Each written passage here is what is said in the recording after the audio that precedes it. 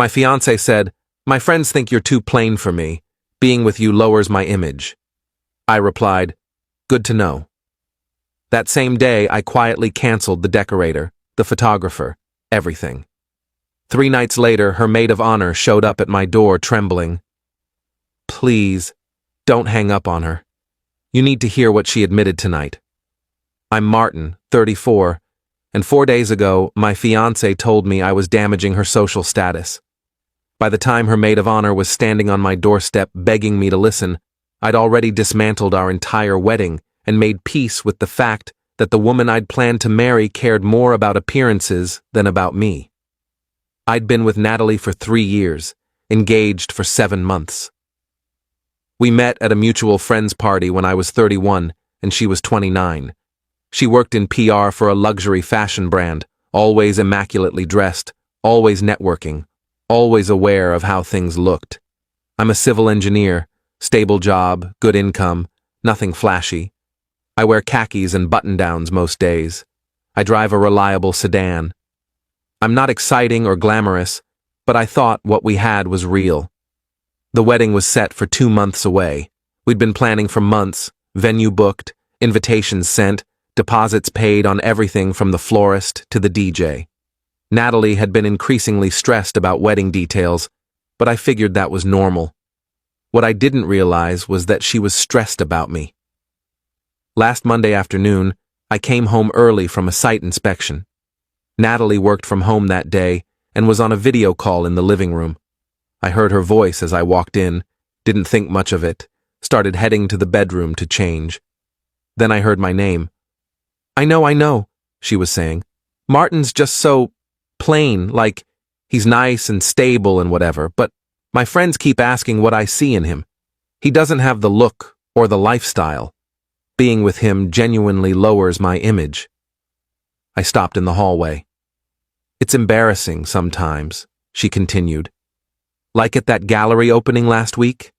Everyone there was in designer everything, talking about their trips to Milan and Tokyo, and Martin shows up in a department store blazer talking about drainage systems.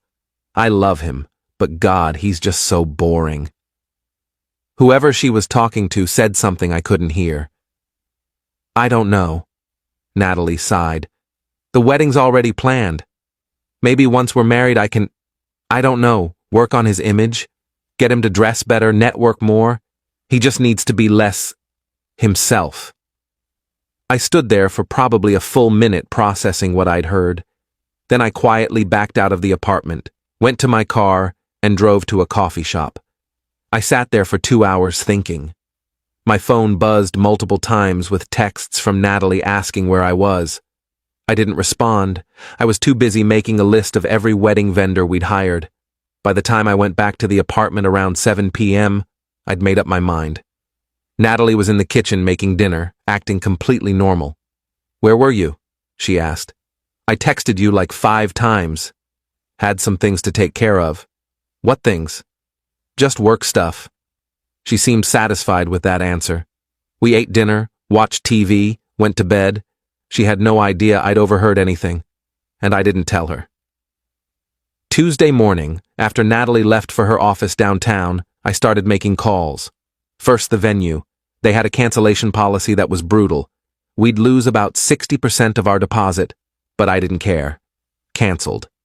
Then the photographer, the florist, the caterer, the DJ, the decorator Natalie had hired to do the reception setup. One by one, I canceled everything. Some vendors were understanding, some were annoyed. All of them processed my cancellations. The wedding dress was already paid for, and in Natalie's possession, nothing I could do about that. Same with the invitations, already sent. But everything else that could be canceled, I canceled.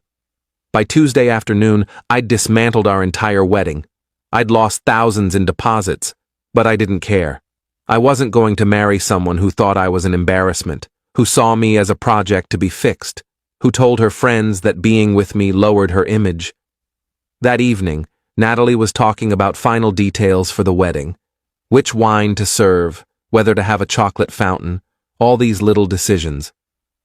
I just nodded along, gave opinions when she asked, acted normal. She had no idea that none of it mattered anymore because there wasn't going to be a wedding. Wednesday morning, I packed a bag while Natalie was in the shower. Not everything, just enough for a few days. When she came out, I was sitting on the bed. "I'm going to stay at my brother's place for a bit," I said. "What? Why?" "I need some space, wedding stress. Just need a few days to clear my head." She looked concerned, but not alarmed.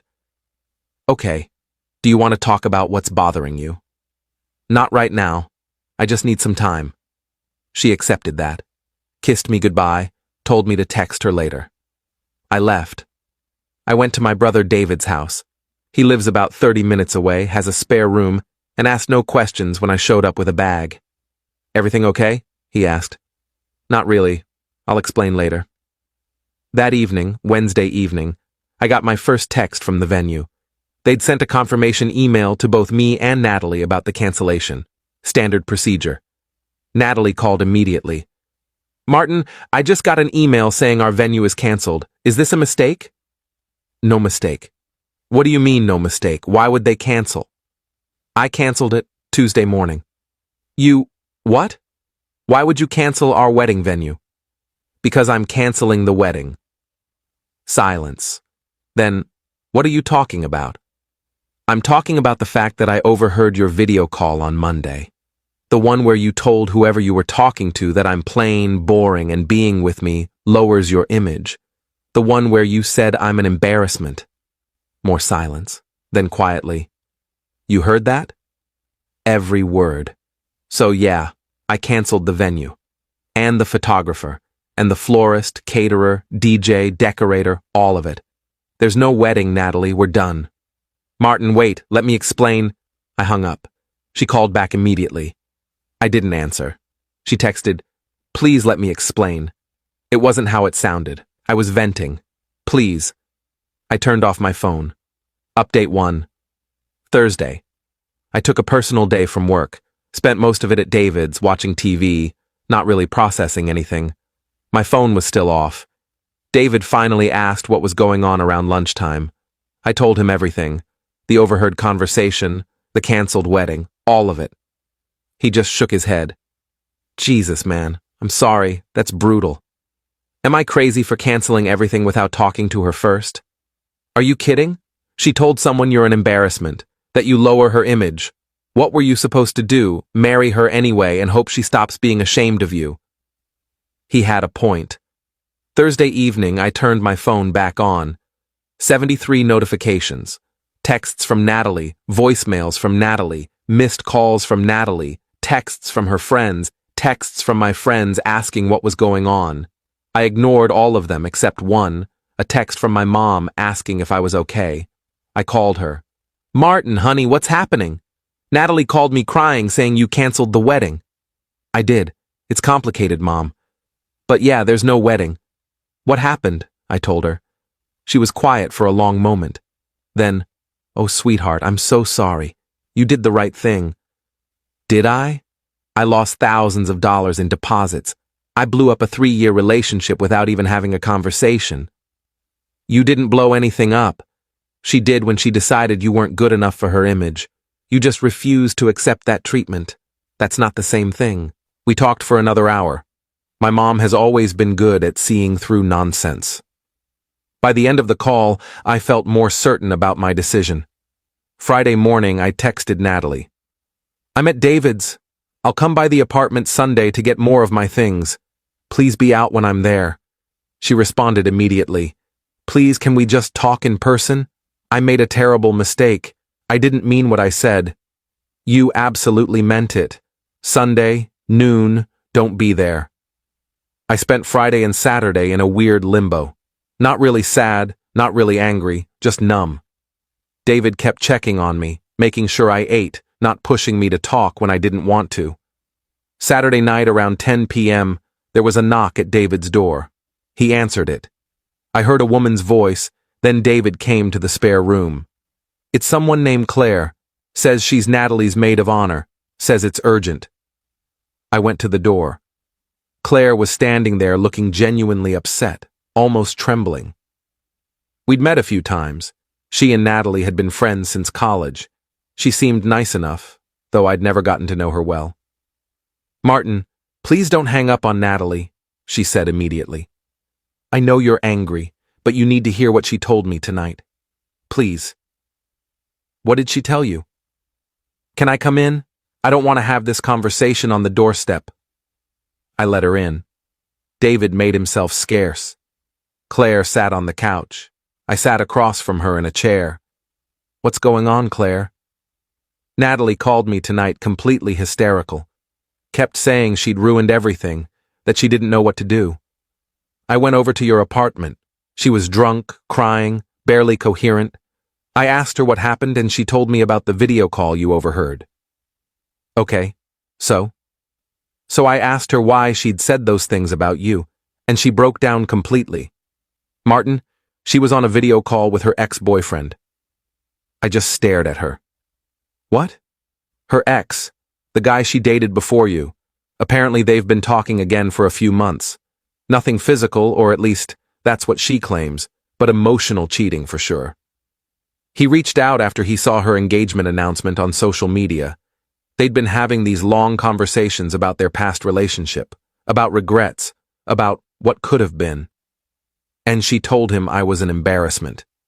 She told him what she thought he wanted to hear. She was trying to convince him and herself that marrying you was a mistake, that you weren't good enough, that she'd made the wrong choice. I felt like I'd been punched. "Why are you telling me this?" "Because she asked me to. She said you deserve to know the whole truth. She said what she told him wasn't really how she feels about you. It was her trying to justify to herself why she was emotionally cheating. Like if she could make you sound bad enough, then what she was doing with her ex wasn't as wrong." "That doesn't make it better, Claire. That makes it worse." "I know." I told her the same thing. But she wanted you to know she wasn't just randomly bad-mouthing you to friends. She was trying to convince her ex and herself that leaving you for him would be the right move. Was she planning to leave me? I don't know. She says no. She says she loves you and was just confused and made terrible choices. But honestly, I think she was testing the waters, seeing if her ex would take her back.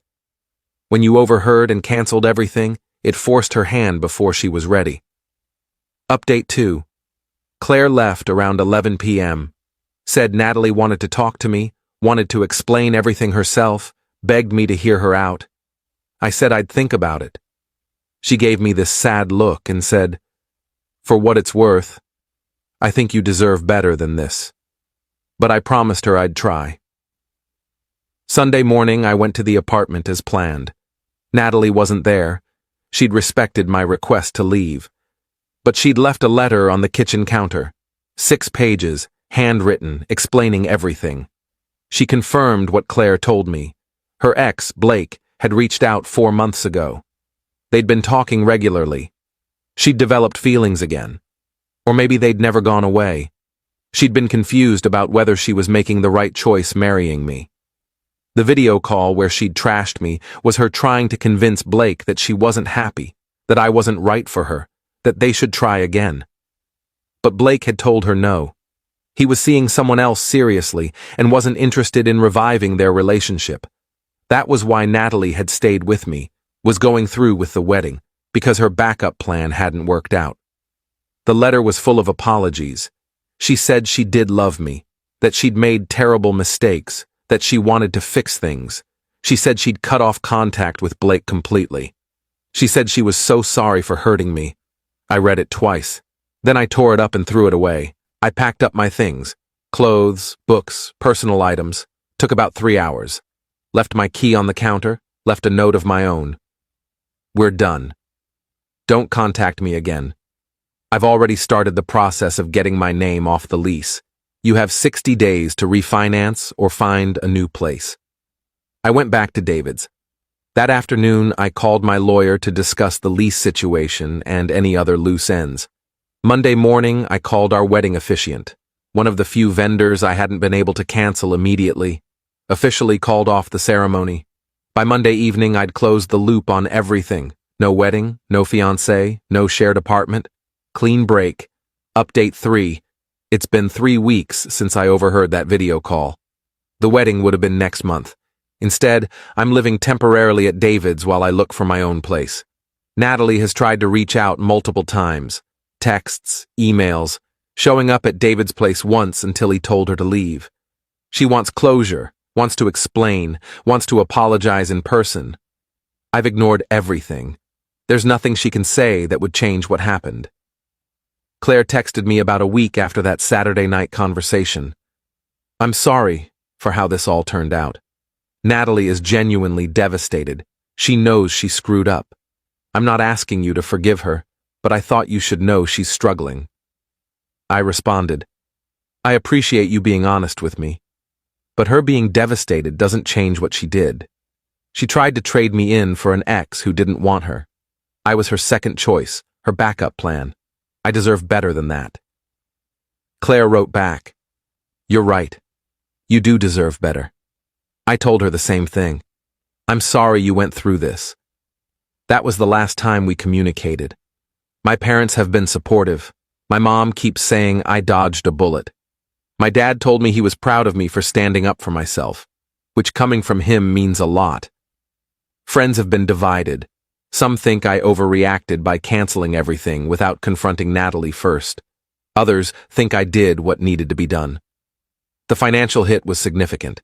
Between lost deposits and breaking the lease early, I'm out about $18,000. Expensive lesson, but worth every penny to avoid marrying someone who saw me as an embarrassment and a placeholder. I found an apartment last week.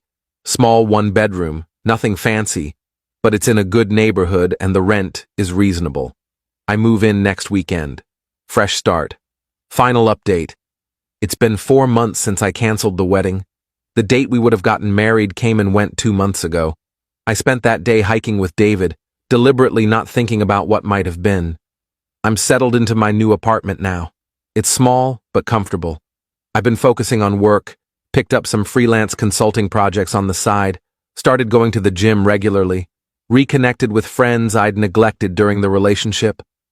I'm doing okay. Natalie reached out one last time about 6 weeks ago. She sent a long email, not asking to get back together, just apologizing and explaining. She said she'd been in therapy, working through why she'd sabotaged our relationship. She said she realized she'd never fully gotten over Blake, that when he reached out, it reopened old wounds she thought had healed. She said seeing me as plain or boring was her projecting her own insecurities, trying to justify to herself why she was emotionally cheating. The email ended with, I know you'll never forgive me, and I don't expect you to. I just wanted you to know that losing you was the biggest mistake of my life. You were good to me, and I threw it away for someone who didn't want me. I'm sorry for wasting 3 years of your life. You deserve someone who sees how incredible you are, not someone who tries to change you. I hope you find that person. I read it once and deleted it. Didn't respond. There was nothing to say. I ran into one of Natalie's friends last month. Not Claire, someone else from her circle. She recognized me at a coffee shop and came over to say hi. We chatted briefly. She told me Natalie had moved to a different city, took a new job, was trying to start fresh. I said I hoped things worked out for her. The friend gave me this sympathetic look and said, She really did love you, you know. She just didn't know how to handle it when her past came back. I just nodded. Maybe she did love me. Maybe she didn't. Either way, it doesn't change what she did. I went on a few dates recently. Nothing serious yet, but I'm open to it. I'm more cautious now about red flags, about people who see me as a project to be improved, rather than a person to be appreciated. I know what I bring to a relationship: stability, loyalty, consistency. Those aren't exciting qualities, but they're valuable. If someone can't see that, they're not right for me. David asked me last week if I regretted how I handled everything, if I wished I'd confronted Natalie immediately instead of just canceling everything and leaving. No, I said. If I'd confronted her right away, she would have tried to explain it away, gaslight me into thinking I'd misunderstood. By the time I found out about Blake, the wedding was already canceled, and I was already out. She couldn't manipulate the situation or convince me to give her another chance. That's pretty calculated, David said. Maybe. But I protected myself. That's what matters. He nodded. Mom said you're doing better. Said you seem happier than you've been in a while. I am happier. Turns out when you're not with someone who's embarrassed by you, life gets a lot more peaceful. I learned a lot from this situation. I learned that when someone tells you who they are, believe them the first time. Natalie told her ex actually, but I overheard, that I was too plain for her, that being with me lowered her image. That was the truth. Everything that came after, the apologies, the explanations, the therapy revelations, was just her trying to manage the fallout. I learned that being someone's backup plan is worse than being alone. Natalie would have married me not because she chose me, but because Blake didn't choose her. I would have been her consolation prize, the safe option when the exciting option wasn't available. I deserve better than that. I learned that canceling a wedding is expensive, but not as expensive as divorcing someone who never really wanted you in the first place. Most importantly, I learned that I'm enough exactly as I am. I'm a civil engineer who wears khakis and drives a practical car. I'm not glamorous or exciting. I'm stable, reliable, maybe a little boring. And that's okay. The right person will see those qualities as assets, not liabilities. Natalie wasn't that person. Someday, I'll find someone who is. I'm Martin, 34, single, living in a small apartment, rebuilding my life after calling off a wedding 4 months before it was supposed to happen. Some days are harder than others, but most days, I'm glad I walked away when I did. I'm glad I chose myself over someone who saw me as too plain, too boring, too much of an image problem. I'm glad I recognized that I deserved better than being someone's second choice. That's enough for me. My girlfriend scoffed. You're just a cubicle drone. You can't keep up with my world. I responded, you're spot on. Then, I let our upscale apartment lease lapse and relocated to my own place. Her calls from her mom's sofa are nonstop. I'm a 31-year-old guy, and those words hit me 2 months ago at a fancy dinner. My girlfriend, Cassandra, 29, was sipping wine with her influencer crowd, chatting about their next getaway to some posh resort. When one of them asked if I'd join, Cassandra burst out laughing. Him? She said, loud enough for the room to hear. He's a desk jockey, he can't afford my vibe. The table fell silent. I was right there, having just covered the $400 dinner bill. Cassandra and I had been together for 3 years. She's a lifestyle influencer with 15,000 followers, posting about high-end living, designer hauls, and chic eateries. Her actual earnings from this? Maybe $600 a month from occasional brand deals. Meanwhile, I'm a data analyst pulling in $85,000 a year, not wealthy, but stable. The truth. I'd been bankrolling her fantasy life the whole time. Our apartment, a $3,200 a month high-rise with a concierge and rooftop pool, was in my name, my credit, my deposits. She sent me $400 a month as her share. She picked that number. Her designer outfits? Charged to the credit card I gave her for emergencies, which she used daily. Those restaurant posts? I paid for the meals so she could snap pretty pictures of dishes she barely ate. But hearing her belittle me to her friends while I funded her dream world, that was the breaking point. You're absolutely correct, I said coolly, standing up. I can't afford your lifestyle. She gave an awkward chuckle. Babe, I was just kidding. No, you weren't, I said. And that's fine, but you should know the lease ends in 8 weeks. Her face drained of color. What's that supposed to mean? It means I'm not renewing it. You should start looking for a place you can actually pay for. The table was dead quiet. Her friend Bianca muttered, Oh, damn. Cassandra tried to brush it off, but I saw the fear in her eyes. She knew what was coming. At home, she went into damage control mode, called me oversensitive, said I took it the wrong way, claimed she was just playing a role for her brand. I nodded and said, "Sure." Then I slept in the spare room. The next morning, I started searching for apartments. Found a decent one-bedroom in a regular building. $1,400 a month. No concierge, no rooftop pool, but it's clean and it's mine. I paid the deposit that day. Cassandra spent the next few weeks flipping between sweet-talking me and acting like nothing was wrong. She'd post Instagram stories of our apartment with captions like, "Grateful for this life," while barely speaking to me. She hadn't even looked for a new place. 3 weeks before the lease ended, I started packing. She finally saw I meant business. "Where am I supposed to go?" she demanded. "Somewhere you can actually afford," I said, sealing another box. "This is financial manipulation," she shrieked. "You're trying to control me." "Cassandra, I'm walking away from you." That's the opposite of control. 2 weeks before the lease ended, she still hadn't packed a thing. I booked movers for my stuff only, canceled the credit card I'd given her, set up mail forwarding. She was at a brand event, aka sipping free bubbly at a boutique opening, when the movers came. She returned to a half-empty apartment.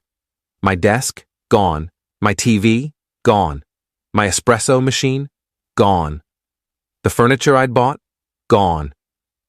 All that was left was her ring light, her wardrobe, and the cheap dresser she'd brought when she moved in. Her meltdown was legendary. 82 texts in 3 hours.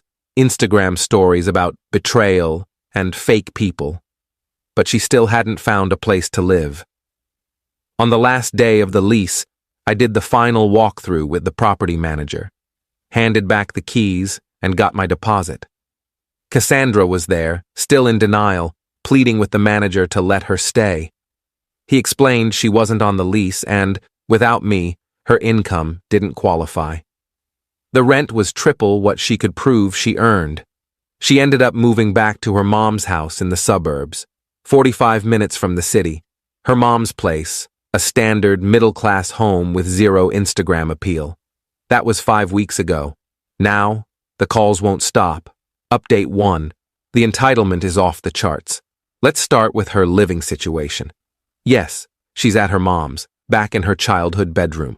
The one with the tacky butterfly wallpaper she tries to hide in her photos. She's gotten clever with camera angles, using her ring light to fake a minimalist vibe. But her followers aren't fooled. Her engagement has tanked. The first week after moving out, she played the victim card, called me sobbing about how I'd abandoned her, how we were a team, how I owed her after 3 years. I reminded her she told a room full of people I couldn't keep up with her lifestyle. She hung up. Then came the money panic. That credit card I canceled? It was linked to her subscriptions. Her $200 a month luxury gym with the spa, her $50 a month beauty box, her $50 a month cloud storage for photos, her $60 a month Adobe suite. All declined. She had to cancel everything. She texted, "You're killing my brand." "I need those tools," I replied. "Your brand should cover its own tools." No response. But the real comedy kicked in when she tried to keep up her lifestyle from her mom's house. She sweet-talked some guy from a dating app into taking her to a ritzy steakhouse, posted stories of the wine, the starters, the whole performance. Then the guy saw her climb into her 2012 Honda Civic, her real car, not the Mercedes she used to pose with in our building's garage. He never called her again. Her mom, Gloria, called me last week. Had the audacity to say I was cruel to her daughter. "Gloria, she's depressed. She won't eat. You crushed her spirit." "Gloria," I said, "she called me too poor for her while I paid for her entire life. You know that's not what she meant." "Then what did she mean?" "She was just keeping up her image.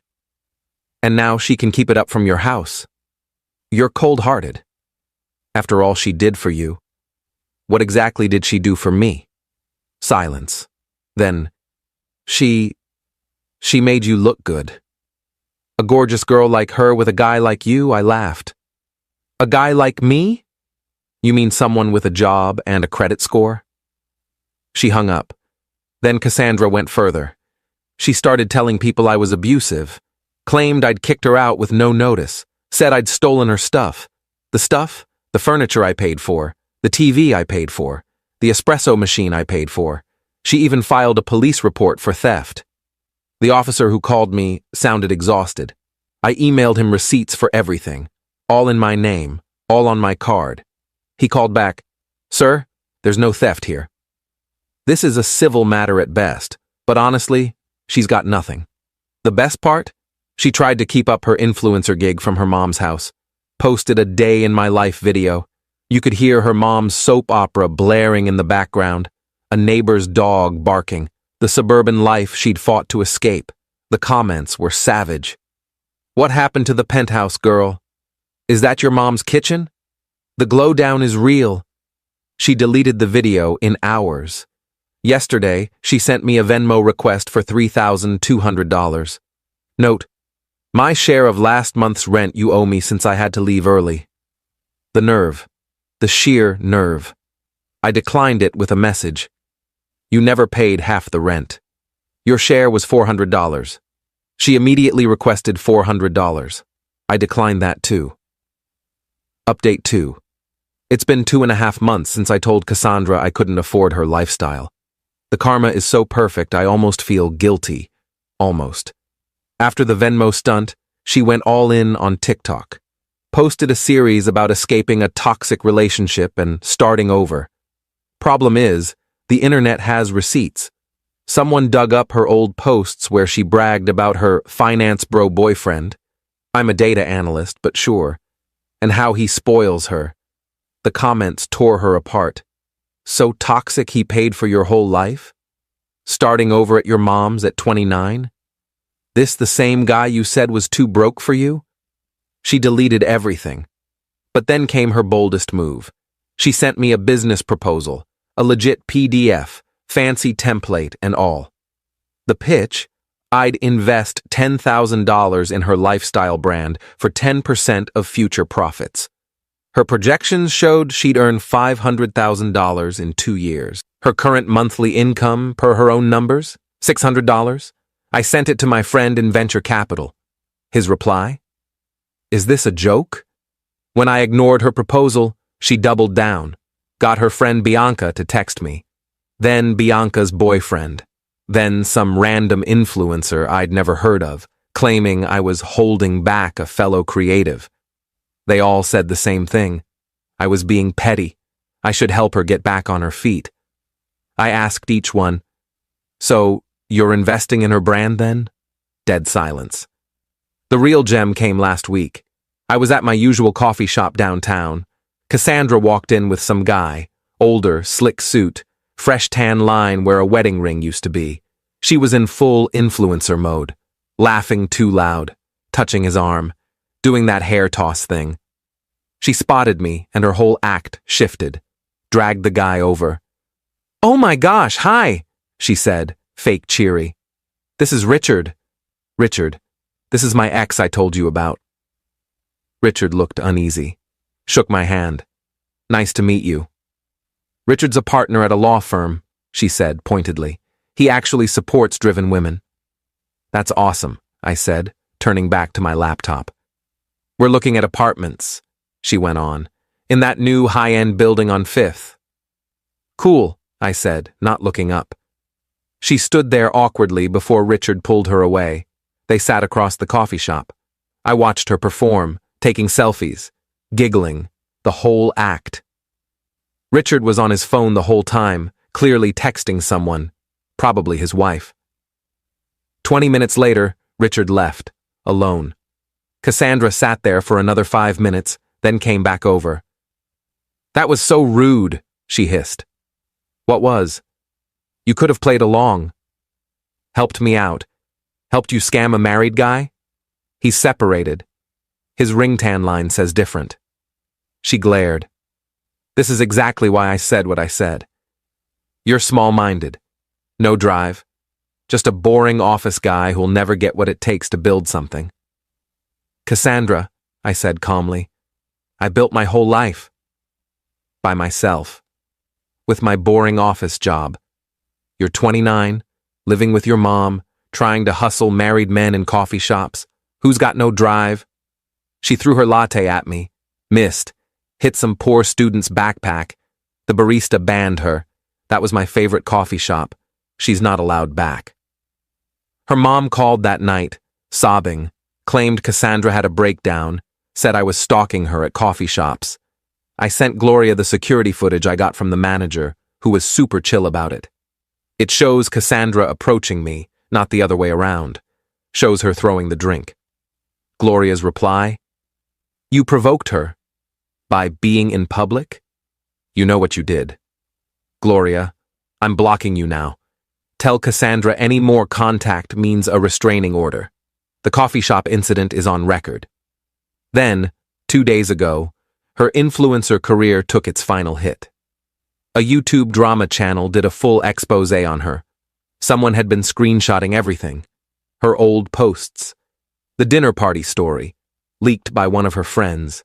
Her TikToks. They even found my original Reddit post somehow.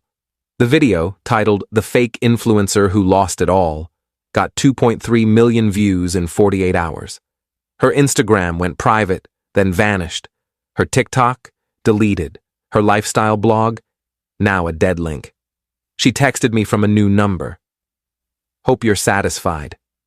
You ruined my life, I replied. You ruined your own life. I just stopped paying for it. Then I blocked her. Final update. It's been 4 months since that dinner party. This is my last update because there's nothing left to say. Cassandra's story has wrapped itself up. After the YouTube video went viral, she tried one last pivot. Launched a new Instagram as a mental health advocate, posting about surviving toxic relationships and healing from trauma. Shared inspirational quotes over photos of her mom's backyard sunsets. Got about 200 followers, mostly bots. But the internet doesn't let go. Someone dropped the YouTube expose link in her comments. Her new followers looked her up. The account was gone in 9 days. Per a mutual friend who still talks to Bianca, Cassandra got a job, a real one, data entry at a dental office, $18 an hour, 8 a.m. start time. The irony of her doing data entry while mocking my data analyst job isn't lost on me. She lasted 3 weeks before complaining about the toxic workplace. They told her to stop taking selfies at her desk. Now she's at a department store, working returns. The girl who posted about luxury hauls now handles other people's returns all day. Her mom, Gloria, messaged me on Facebook. I'd forgotten to block her there. One last plea. Said Cassandra was getting help. Maybe we could reconcile when she's better. I replied, Gloria, your daughter needs to learn that choices have consequences. I wish her the best, but I'm done with her. Please don't reach out. She wrote back, you'll regret this when she's successful. I didn't reply. Blocked. The funniest part? I ran into Richard, the coffee shop guy, at a work event last week. He knows my company's legal team. We talked briefly. He mentioned a crazy woman who kept messaging him after one coffee date, talking about moving into luxury apartments together. Had to block her everywhere. His wife saw the texts and wasn't thrilled. Dodged a bullet, he said. You have no clue, I replied. As for me, life's calm. My apartment's small, but mine. I cook my own meals instead of shelling out for overpriced restaurants where she'd photograph food she didn't eat. I'm saving money. Took a vacation last month. Nothing extravagant, just camping and hiking with friends. Posted no photos. It was amazing. I've started seeing someone new, Heather. She's a teacher, drives a Toyota, and insisted on splitting our first dinner bill. When I offered to pay, she said, I have a job. I can cover my own pasta. I might be falling for her. The last I heard about Cassandra via the retail rumor mill was that she had to move into a smaller room at her mom's. Gloria turned her old bedroom into a craft room, fed up with her daughter's temporary stay dragging on. She's now in what used to be Gloria's home office, 8 by 10 feet, no windows. From a high-rise with city views to a windowless box in her mom's house. From influencer to return counter. From, he can't afford my lifestyle to, would you like to apply for our store card? The best revenge is letting someone face the reality of who they are without you holding them up. Cassandra wanted a lifestyle. She got what she could afford on her own. And me, the boring office guy? I'm doing great.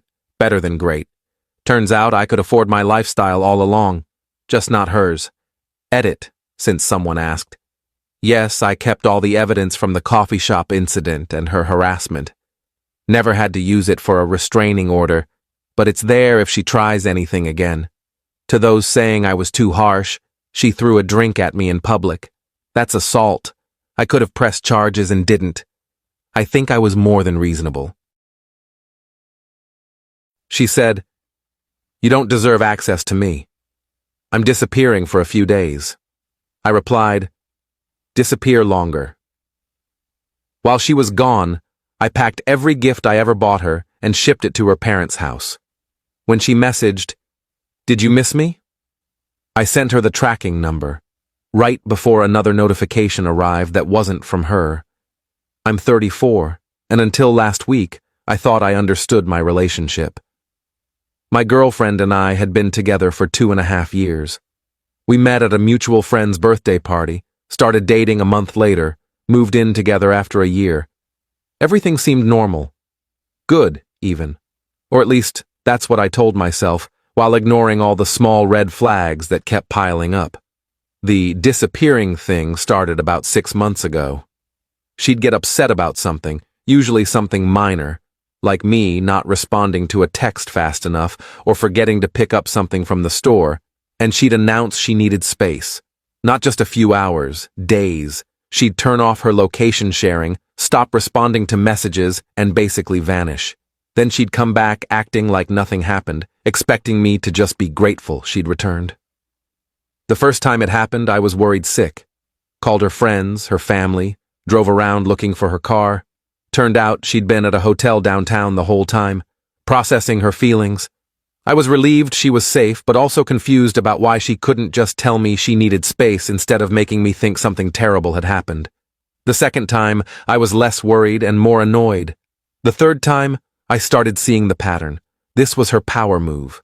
Her way of punishing me and reminding me that she could leave whenever she wanted, that I should be grateful for her presence. Last Tuesday night, we had an argument. Nothing major. I'd made plans with my friends for the weekend without checking with her first. She got upset, said I was prioritizing them over her, that I clearly didn't value our relationship. I see them maybe once a month, I said, trying to stay calm. You see your friends multiple times a week. That's different. How is it different? Because my friends are important to me. And mine aren't important to me? That's not what I said. God, you're so defensive. I'm defensive because you're upset about something that isn't a problem. I'm allowed to have friends. I'm allowed to make plans. She stood up from the couch, grabbed her phone and keys. You know what? I can't do this right now. Can't do what? This. You. Any of it. You don't deserve access to me when you're acting like this. Acting like what? I'm literally just trying to have a conversation. No, you're being dismissive and disrespectful. I'm disappearing for a few days. Don't try to contact me. I looked at her standing there with her purse over her shoulder, phone in hand, that familiar expression on her face. The one that said she was waiting for me to beg her to stay, to apologize for something I didn't do wrong, to validate her manufactured crisis. Something in me just snapped, not in an angry way, more like a switch flipping, a clarity settling in. Disappear longer, I said quietly. She froze. What? I said disappear longer. Take all the time you need. Take forever if you want. You're being an asshole. Maybe, but I'm done playing this game. This isn't a game. Yes, it is. You get upset, you leave, you make me worry and chase after you, you come back feeling powerful. It's been the same cycle for 6 months. I'm done. Fine. Don't come crying to me when you realize what you lost. She left, slammed the door. I heard her car start, heard her drive away. I sat on the couch for about 10 minutes, just breathing, feeling this weird sense of calm wash over me. Then I got up and started looking around the apartment. Everywhere I looked, there were things I'd bought for her.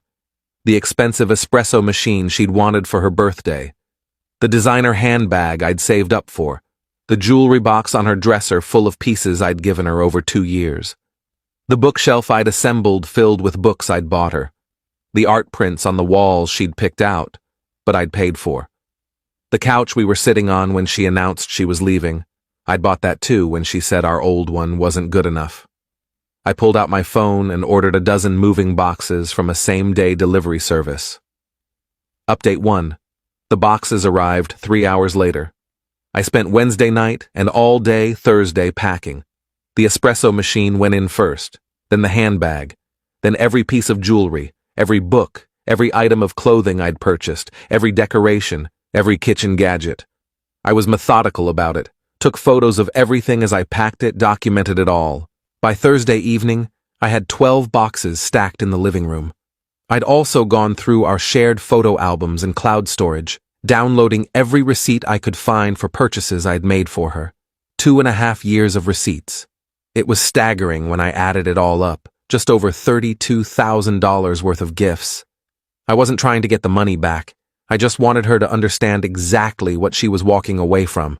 Not the monetary value, but the thought, the effort. The times I'd saved up or gone without something I wanted so I could get her something she'd mentioned once in passing.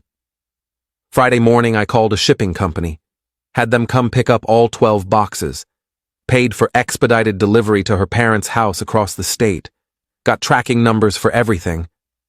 My phone had been silent since she left. No calls, no texts, nothing. Exactly what she'd wanted. I'd honored her request for space, just permanently. Friday evening I was sitting in the now much emptier apartment when my phone buzzed. Message from her. Did you miss me? I looked at that message for a long time, thought about all the times before when she'd sent something similar after one of her disappearing acts. All the times I'd responded with relief and apologies and promises to do better. I opened my phone, pulled up the tracking numbers, and sent them all to her in one long message. Me. These are tracking numbers for 12 boxes I shipped to your parents' house. Everything I ever bought you is in those boxes. You said I don't deserve access to you. I agree. Consider this my official withdrawal of that access. Permanently. I hit send and put my phone face down on the coffee table. It buzzed immediately. Then again, then started ringing. I ignored it. Let it go to voicemail. It rang 4 more times over the next 10 minutes. Then the texts started coming. What the fuck? You shipped my stuff to my parents' house? Are you serious right now? This is insane. Call me back. We need to talk about this. I didn't respond. Just sat there feeling surprisingly calm. Then another notification came through. Not from her. From the shipping company. First package delivered to recipient. I sent her that screenshot too. Me. First box just arrived, 11 more to go. Have a nice life. My phone rang again. This time it was her mom calling. I answered. Hello? What on earth is going on? She just called me crying, saying you've broken up and you're sending boxes of her things here. We did break up, and those aren't her things. They're things I bought for her that she won't need anymore since we're not together. This seems very hostile. Does it? She told me I don't deserve access to her and disappeared for 3 days without contact. I'm just respecting her wishes. She does this sometimes. She needs space to process. You know this. I do know this, and I'm done with it. She can process all the space she wants now, permanently. You're throwing away 2.5 years over a fight? I'm not throwing it away. She is. She's been throwing it away slowly for months. I'm just acknowledging it. Her mom sighed. She loves you. She's just complicated. Complicated is one word for it. Manipulative is another. That's not fair. Isn't it? How many times has she done this? Picked a fight over nothing, announced she's leaving, disappeared for days, then come back expecting everything to be fine. Silence. That's what I thought. Thanks for accepting the packages. Take care. I hung up. Update 2. Saturday morning, I woke up to 37 text messages and 12 missed calls, all from her. I scrolled through the texts without opening them so she wouldn't see I'd read them. They ranged from angry to pleading to trying to gaslight me into thinking I'd overreacted.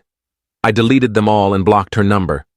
Then I started the process of separating our lives, changed all my passwords, removed her access from my streaming accounts, called the landlord about breaking the lease. We'd both signed, but I explained the situation and he was surprisingly understanding. Said he'd let me out of it if I paid 1 month's penalty. Worth it. Called my bank and removed her as an authorized user on my credit card.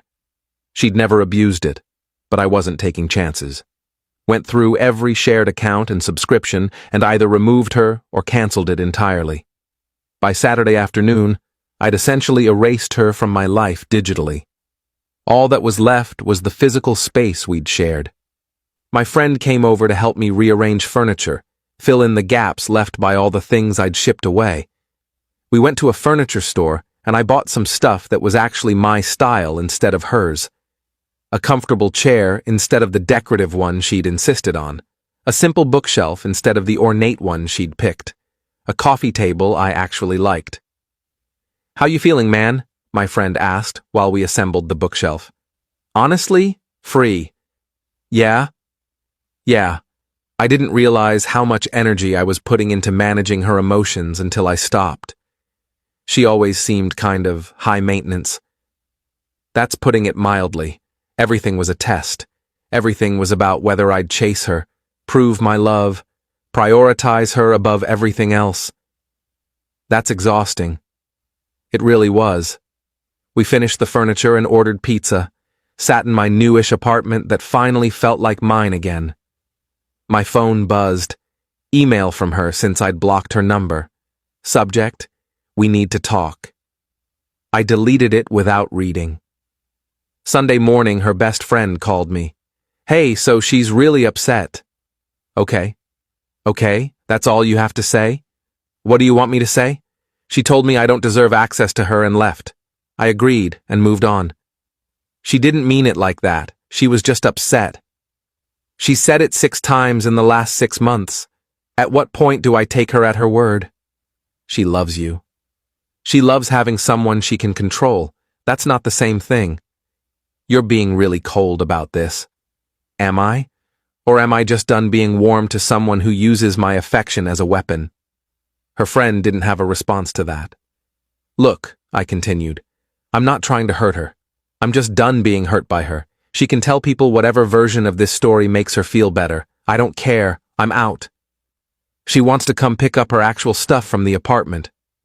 The only stuff left here is things she bought herself. I'll box it up and leave it with the building manager. She can get it without seeing me. That's really what you want? That's really what I want. I spent Sunday boxing up her actual belongings. Clothes she'd bought, toiletries, a few books, some personal items, 3 boxes total. Left them with the building manager Monday morning with instructions that she could pick them up anytime. She picked them up Monday afternoon while I was at work. The manager texted me to confirm. That evening, another email. Subject: this is cruel. Body: I can't believe you're doing this. After everything we've been through, after everything I've done for you, you're throwing away our entire relationship because I needed a few days to myself? That's not love. That's not partnership. You're being vindictive and cruel, and I hope you regret this. I read it twice. Then I replied, you're right. It's not love. Love doesn't manipulate. Love doesn't disappear to punish. Love doesn't use access as a reward and withdrawal as punishment. Whatever we had, it wasn't love. It was you conditioning me to accept less than I deserved in exchange for breadcrumbs of your attention. I'm done. Don't contact me again. I blocked her email address too. Update 3. 2 weeks passed. Quiet. Peaceful. I went to work, came home, did things I enjoyed, saw friends without guilt, made plans without asking permission, existed without walking on eggshells. My apartment felt bigger without her energy taking up space. I did think about her sometimes, not in a missing her way, more in a processing what happened way, trying to understand how I'd let it go on so long, how I'd normalize behavior that was clearly toxic. A mutual friend reached out, asked if I wanted to get coffee. I said sure. We met at a place downtown. She got right to it. She's telling everyone you had a breakdown, that you shipped all her belongings away in a manic episode. Is that right? Is it true? I shipped away everything I'd bought for her over 2.5 years, things I'd paid for, not her belongings. Her actual stuff I boxed up and gave back. Why would you do that? Because she told me I don't deserve access to her, and I realized she was right, so I revoked my access, permanently. That seems extreme. Does it? She disappeared 6 times in 6 months. Every time it was a power play. Every time I was supposed to beg her to come back. I got tired of the game. She says she loves you. She loves control. If she loved me, she wouldn't have used abandonment as a punishment every time she didn't get her way. The friend sipped her coffee. For what it's worth, a few of us have noticed the pattern. We just didn't think it was our place to say anything. I appreciate that. Are you okay? Honestly? I'm better than I've been in months, maybe years. Good. You deserve better. Thanks. I went home that evening feeling validated. It helped knowing I wasn't crazy, that other people had seen what I'd seen.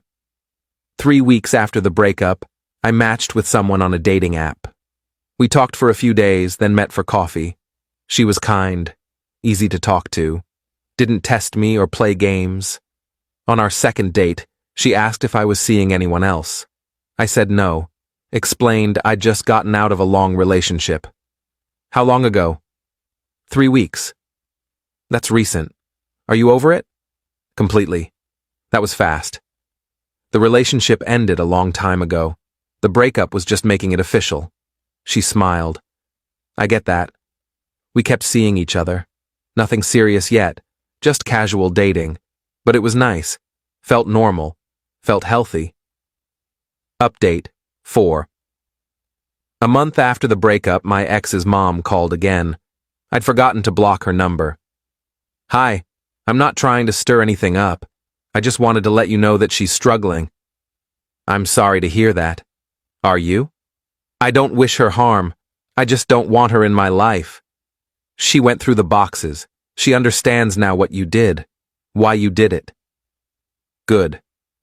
She wants to apologize. I don't need an apology. I just need distance. She's changed. She's been in therapy, working on herself. I'm glad she's getting help, but that doesn't change anything between us. We're done. Can I ask you something? Sure. Did you ever actually love her? I thought about that. I loved who I thought she was. I loved the potential of what we could have been. But did I love the reality of who she is? I don't think I did. Not by the end. That's fair. I guess I just hoped you could give her another chance. She had chances. 6 times I let her come back after pulling the same stunt. That's 6 chances. I'm not giving a 7th. I understand. Take care of yourself. You too. I hung up and finally blocked her mom's number. Final update. It's been 3 months now. Life's good. Really good. The girl I've been seeing, and I decided to be exclusive. She's the opposite of my ex in every way that matters, communicates openly, doesn't play games, treats me like a partner, not a subject to be controlled. I heard through mutual friends that my ex is dating someone new. Good for her. Hope she treats him better than she treated me. Though I doubt it. People don't usually change patterns that deep without serious work. The apartment lease ended. I moved to a new place across town. 1 bedroom, smaller, but completely mine.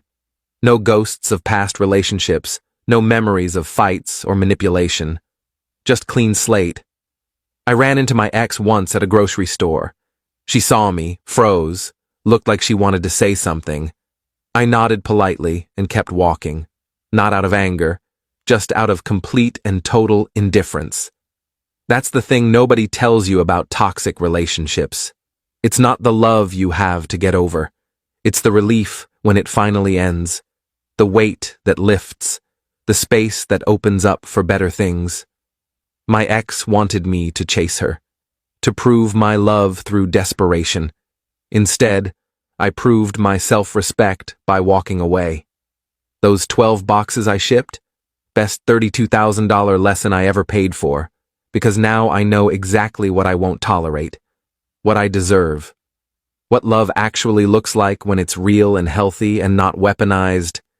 She said I didn't deserve access to her. She was right. I deserved access to someone better, someone who doesn't disappear to teach lessons, someone who stays and communicates and builds instead of destroys. I'm grateful she showed me who she was. Even more grateful I finally believed her.